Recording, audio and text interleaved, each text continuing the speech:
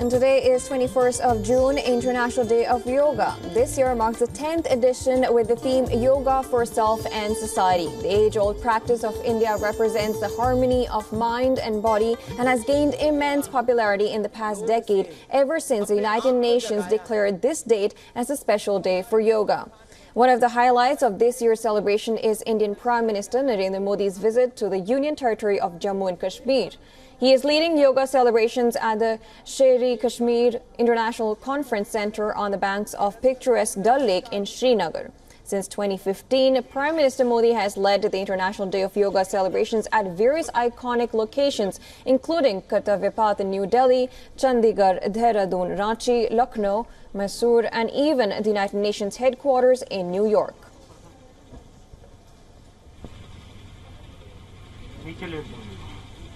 Now, of course, this year marks the 10th edition, and the theme is Yoga for Self and Society, and it's an age-old tradition which India has been carrying for years now. It talks about yoga for self when we take care of our body and health and mind, and of course our society.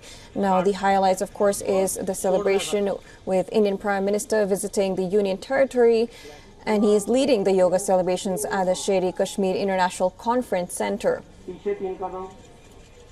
This event is being celebrated across the world. 1, 2, 3.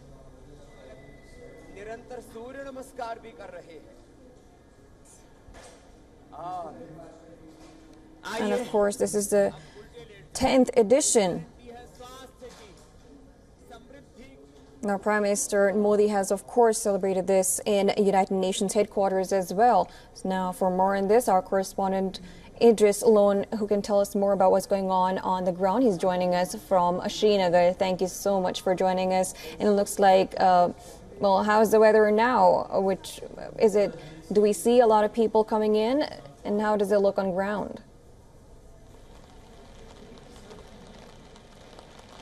Well, it's just started raining heavily across the Kashmir Valley, and that's one of the reasons that there's a slight delay in the program which is to be held at the Sher-e-Kashmir International Convention Center, which is led by the Prime Minister of India, Narendra Modi, and around 6,000 to 7,000 people are expected to be a part of those celebrations, although everybody has reached the venue, but a slight delay because of the rains. On the other hand, we're seeing that because there were many programs held across the Union Territory of Jammu and Kashmir that have yet to start because of the weather, but the security on alert across the Kashmir region because of the Prime Minister visiting the valley, especially in Srinagar.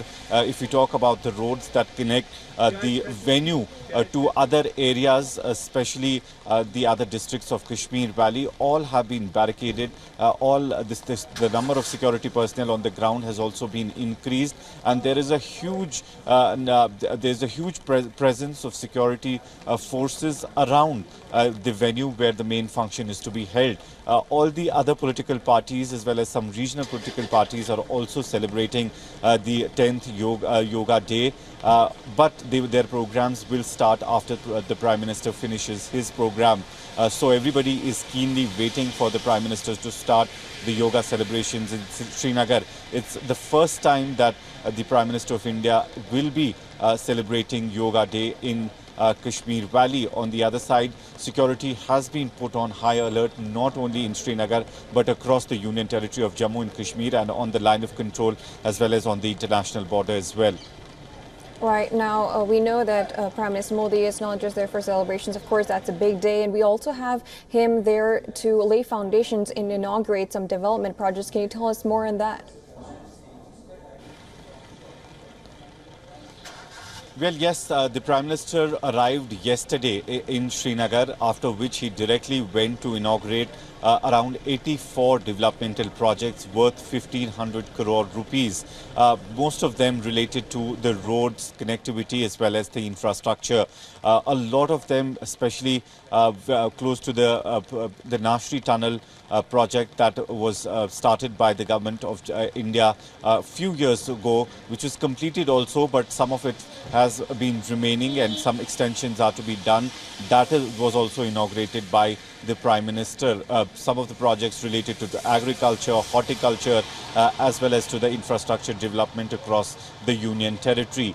We've seen that this is the first visit of the Prime Minister after taking the chair again for its third term, and he has given a lot of gifts to the people of Jammu and Kashmir. But the only thing that really people are eagerly waiting for now is the rail connectivity, which has been pending for quite some time, and the Government of India has said that by the end of this year, the rail connectivity which connects Srinagar to the rest of the country will be done as well.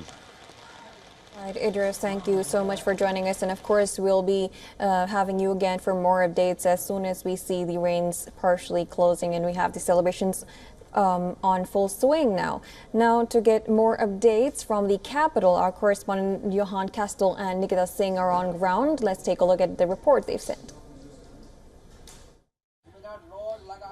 We are at the 10th International Yoga Day celebration in central Delhi, and the energy here is palpable as thousands of yoga enthusiasts have gathered to practice the power and harmony of yoga. That's right, Johan. In fact, this year the theme of the International Day of Yoga is Yoga for Self and Society, which clearly indicates the impact that yoga has had on individual well-being and societal harmony. It's amazing how yoga gets people together from across the globe, and this event is truly a testament to the universal appeal of yoga. And just take a look around you to see how many people are here. As far as the eye can see, we can see yoga enthusiasts stretching all the way over to perhaps Delhi's most famous monument.